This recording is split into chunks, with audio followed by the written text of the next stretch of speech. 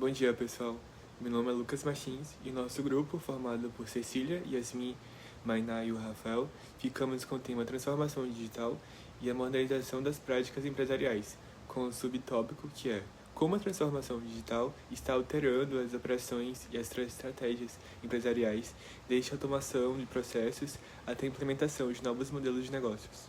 E para isso nós preparamos uma excelente apresentação com um rico conteúdo acadêmico e esperamos que vocês, assim como nós, gostem e aprendam junto conosco sobre esses tópicos dentro do direito empresarial. O direito empresarial, ele nada mais é do que um ramo que regula as relações jurídicas originadas pela atividade econômica organizada para a produção ou circulação de bens e serviços, com uma trajetória histórica que remonta às primeiras civilizações como a Mesopotâmia, o Egito e a Roma, onde já existiam normas comerciais vigentes.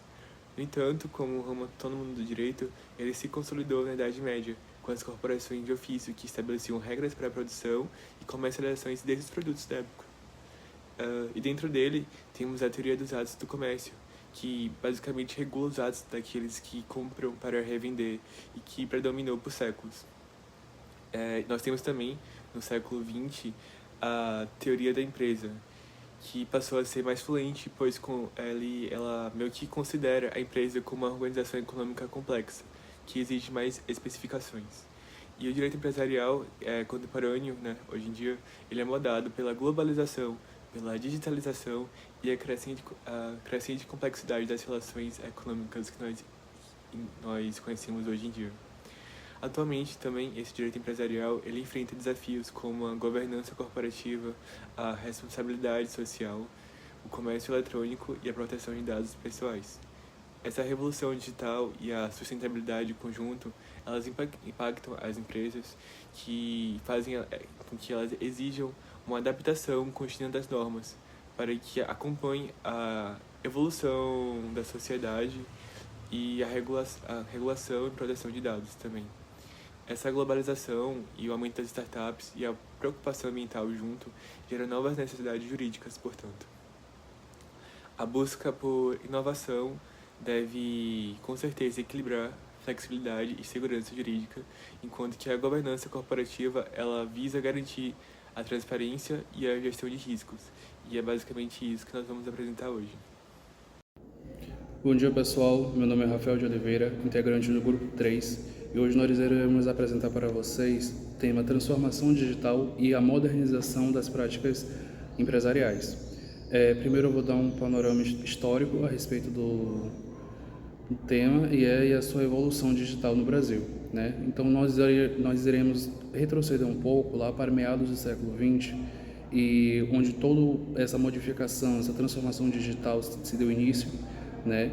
E nós temos assim três pilares aos quais a gente pode dizer que eles foram fundamentais para essa transformação. Quais sejam? Tecnologia computacional, telecomunicação e internet. Trazendo assim para o foco do Brasil, o que é que a gente pode entender? Que naquela época, com a chegada desses aparelhos, vamos dizer assim, chamar dos PCs, eles eram majoritariamente utilizados por instituições governamentais, certo? Bem como grandes conglomerados ou grandes empresas, né, privadas, e isso acabou por impedir o uso populacional, que veio a ocorrer um pouco mais à frente, com a democratização desse acesso, né? No fim dos anos 80, nós tivemos a criação da Política Nacional de Informática, chamada PNI. Qual foi o intuito dessa política? Dirimir, né, diminuir a dependência externa a qual o Brasil se encontrava.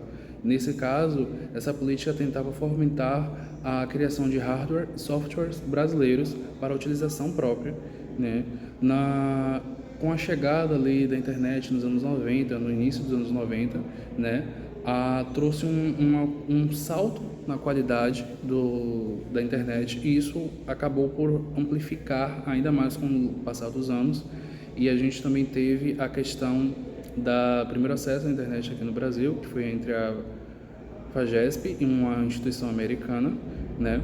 Logo após, trazendo um pouco mais à frente, lá na década também de 90, nós tivemos o Comitê de Estudo de Internet, a qual liberou acesso para a população E com isso a gente teve o advento de muitos sites, websites que acabaram por transformar todo o tecido social, né?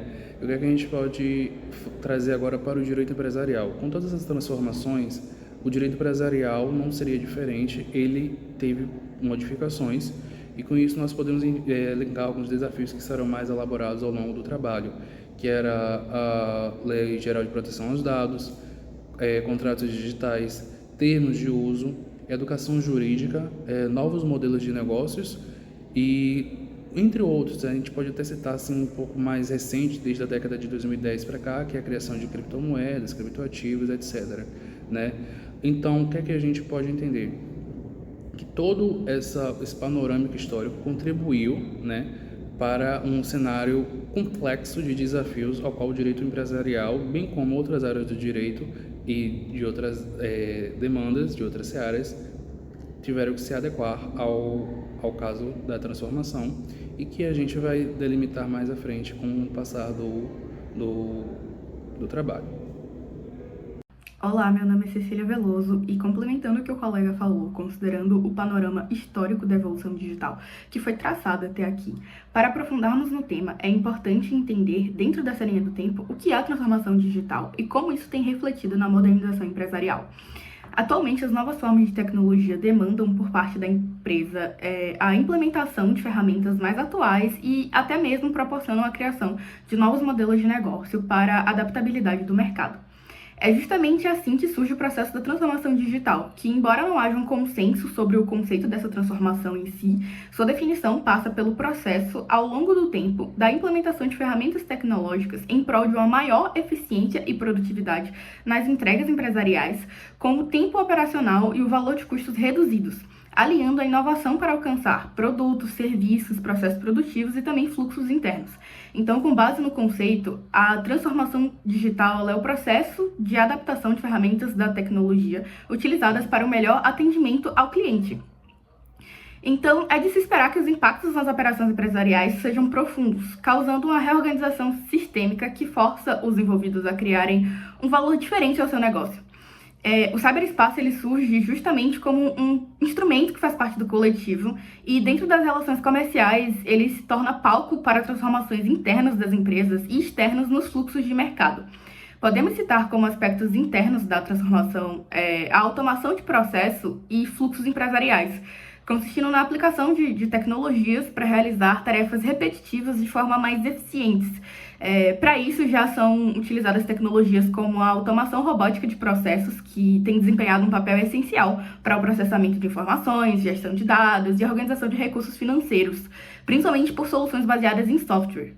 Por causa dessa digitalização, é comum que a gente veja essas empresas passando pelo processo de maturidade digital, que é justamente a capacidade de formação de características específicas para adaptação na transformação digital, que, no fim, é preciso também pensar em um ambiente que equilibre e otimize os benefícios e minimize os riscos que existem no avanço digital.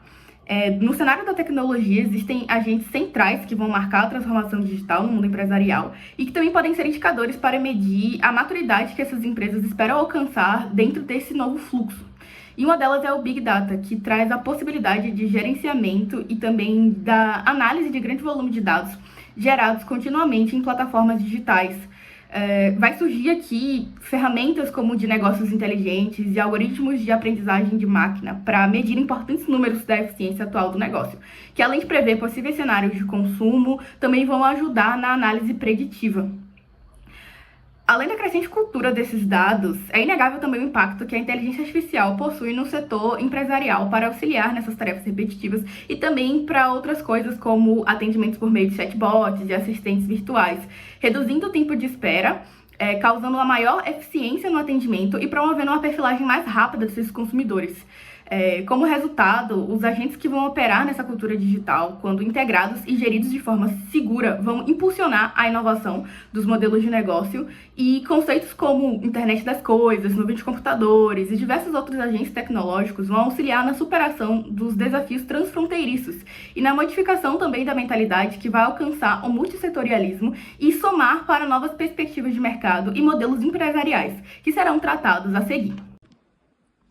Olá, Eu me chamo Mainá Bastos e agora que a gente vê um pouco desse panorama histórico e como essas mudanças digitais impactaram o mercado empresarial nacional, eu vou falar sobre algumas das ferramentas que se tornaram essenciais, eu diria quase que indispensáveis, para muitos empresários brasileiros, que são a inteligência artificial e o marketing digital. Provavelmente todo mundo que está assistindo esse vídeo já ouviu falar em marketing digital, inteligência artificial. Essas duas expressões já quase fazem parte do vocabulário de muitos brasileiros. Mas para muita gente ainda não fica claro como essas ferramentas são importantes para o mundo dos negócios. Eu acho interessante uma fala de Foucault, que ele diz que não é possível dizer qualquer coisa em qualquer tempo. Afinal de contas, um discurso ele só é possível dentro de um determinado contexto tecnológico daquela época. E isso é muito real e faz muito sentido com o que eu vou falar aqui. Quando, na história, a gente ia imaginar que um microempreendedor individual ia estar utilizando a mesma ferramenta de publicidade, por exemplo, que um grande empresário, que uma empresa gigantesca que está consolidada no mercado há dezenas de anos. Eu, pelo menos, nunca imaginaria. E por falar em microempreendedor individual, né, em MEI, provavelmente vocês já pararam para pensar no crescimento exponencial do MEI nos últimos anos. A pandemia mudou radicalmente o cenário econômico brasileiro, o desemprego e as tantas vulnerabilidades que a gente viu, né, infelizmente, há uns anos atrás, fez com que empreender fosse não uma opção, mas a única saída para milhares de famílias brasileiras. Então, a gente presenciou aí um boom gigantesco de microempresários individuais. Isso, inclusive, de influenciadores digitais, profissionais de marketing e novos modelos de empresas mesmo, que vem surgindo e que a gente antes desconhecia. Isso, claro, é muito bom, não tem como falar que não, mas será que o Brasil está preparado para todas essas mudanças? A gente ainda vê aí uma lacuna legislativa abissal nesse sentido. Ainda se discute o tempo inteiro nos tribunais sobre os limites da inteligência artificial na publicidade, sobre os limites e expectativas contratuais do profissional de marketing digital, sobre a responsabilidade civil dos influenciadores digitais, que na maioria das vezes são empresas, mas não são vistos, não são tratados como tal. Então, a figura do empresário moderno, ela não pode ser a mesma que é delineada na lei. Agora é preciso compreender e integrar esses novos modelos de negócios que vêm surgindo. A definição legal de empresário ainda carrega nuances que podem não abranger completamente as peculiaridades das atividades econômicas que são conduzidas por esses novos empresários. Então, é muito importante que o ambiente regulatório ele continue evoluindo e acompanhe essa nova forma de atividade econômica. Isso envolve, inclusive, garantir que esses novos negócios tenham acesso às proteções e aos recursos necessários para organizar, para reger o seu modelo de atividade. É preciso que as políticas públicas elas sejam desenhadas para apoiar esses novos empresários. E a gente vai falar um pouco disso mais adiante. Bom dia, meu nome é Yasmin. Após todo esse apanhado acerca do panorama histórico, das transformações digitais, das mudanças ocorridas no Brasil e em todo o mundo, vamos falar um pouquinho sobre a evolução legislativa brasileira na era digital e os seus impactos no âmbito empresarial.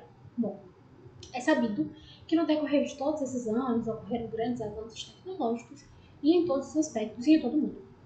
E não seria diferente com o direito, né? Consequentemente, no âmbito empresarial, os impactos também são percebidos. Seguindo esse avanço tecnológico, o direito também precisa se adaptar, que faz surgir avanços legislativos que objetivam, além da mera adequação mencionada, a maior segurança para todos os envolvidos no âmbito empresarial. Então, dessa forma, o momento atual que estamos vivendo, ele é denominado doutrinariamente como a era digital.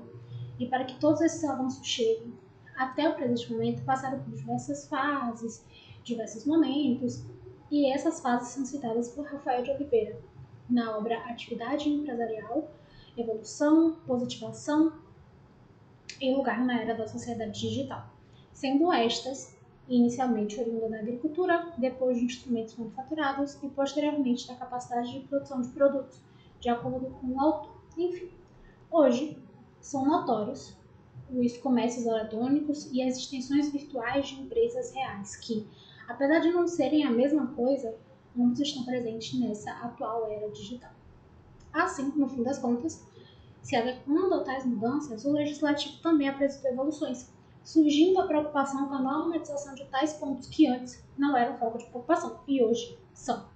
o que levou à criação, em 2014, do Marco Civil da Internet, da Lei nº 12.965, de 2014, que focou na fiscalização e cuidado dos dados fornecidos na era digital e recebidos pelas empresas que atuam atualmente. Enfim, essa evolução legislativa acaba se enriquecendo posteriormente no ano de 2018, com o surgimento da famosa LGPD, a Lei Geral de Proteção de Dados, que é a Lei nº 13.709 de 2018, que somou o Marco Civil da Internet, anteriormente de 2014, e trata sobre a responsabilidade civil dessas empresas no tratamento das informações pessoais e nos demais dados sensíveis e de privacidade. Então, dessa forma, é como tem sido julgado em todos os tribunais nacionais, reconhecendo a responsabilidade das empresas no tocante aos dados desses consumidores e das pessoas que estão envolvidas, direta e indiretamente. Então, o cenário exposto torna claro a evolução legislativa e, consequentemente, a necessidade de adaptação, modernização e precaução das empresas na era digital.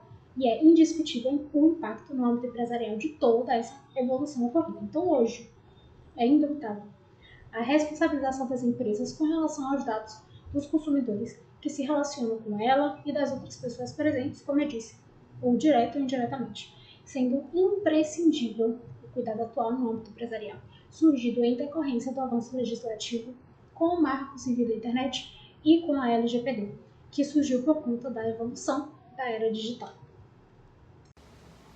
Bom, e é basicamente isso, pessoal. Diante de tudo que eu e minha equipe aqui apresentamos, nós podemos perceber que a modernização digital no direito empresarial é um processo irreversível que exige constante atualização de conhecimento jurídico e adaptação das instituições às novas realidades tecnológicas para manter o seu crescimento no mercado, principalmente em uma época pós-pandemia como é a nossa.